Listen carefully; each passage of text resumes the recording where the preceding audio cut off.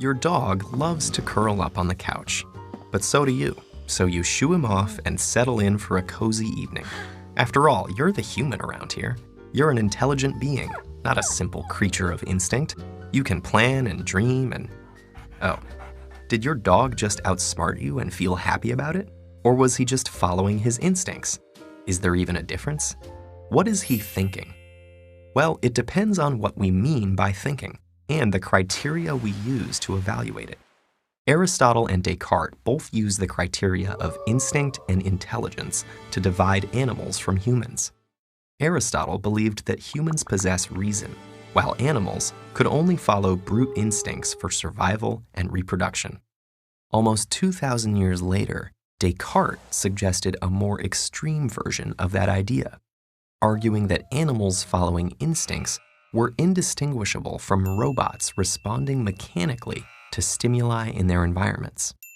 But the consensus against animal intelligence began to unravel with Darwin's theory of evolution. Darwin hypothesized that intelligence could evolve from simpler instincts. He had observed earthworms making choices about how to drag oddly shaped leaves into their burrows, and was struck that a human might employ similar means to solve a similar problem.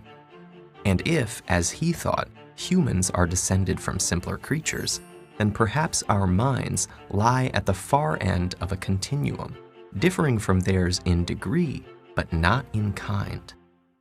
Recent experiments showing that many species can solve complex problems confirm Darwin's initial hypothesis. Elephants use objects to reach inaccessible places. Crows make their own tools and can use water displacement to get a reward. Octopuses can open jars after watching others do so, and can even remember the process months later. Such tasks involve considering aspects of a problem separately from the immediate situation and retaining the strategy for later use. Still, while animals can solve complex problems, how do we know what, or even that, they are thinking? Behaviorists such as Pavlov and Thorndike argued that animals that appear to think are usually only responding to reward or punishment. This was the case with clever Hans, a horse with the amazing ability to tap out answers to math problems. But it turns out Hans wasn't especially good at math, but at reading his unwitting trainer's subtle, nonverbal cues for when to stop tapping. So Hans couldn't count. But does that mean he wasn't thinking? After all, he could interpret nuanced social messages, a quality he shared with many other non-human animals. Elephants recognize each other after years apart and even seem to mourn their dead. Bees communicate using a special waggle dance to indicate the location and quality of a food source to other bees. Chimpanzees engage in complex deception schemes, suggesting not only do they think, but they understand that others do too.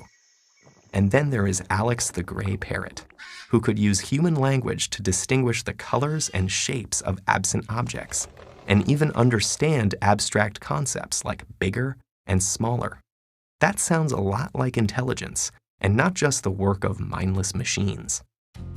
But while a non-human animal can solve problems and even communicate, for humans, thinking also involves consciousness, the ability to reflect on our actions, not simply to perform them. So far, none of our studies tell us if having the intelligence to outsmart us means that our dog can also feel good about doing so. What we really want to know is, what is it like to be a dog, or an octopus, or a crow?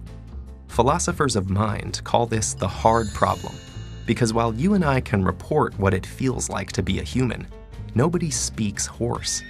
Even a talking parrot like Alex couldn't tell us how he feels about the colors he could name. And what if consciousness comes in different forms? Would we even recognize the consciousness of bees? For that matter, how can we know for sure that other people have consciousness? Perhaps they're just well-functioning zombies.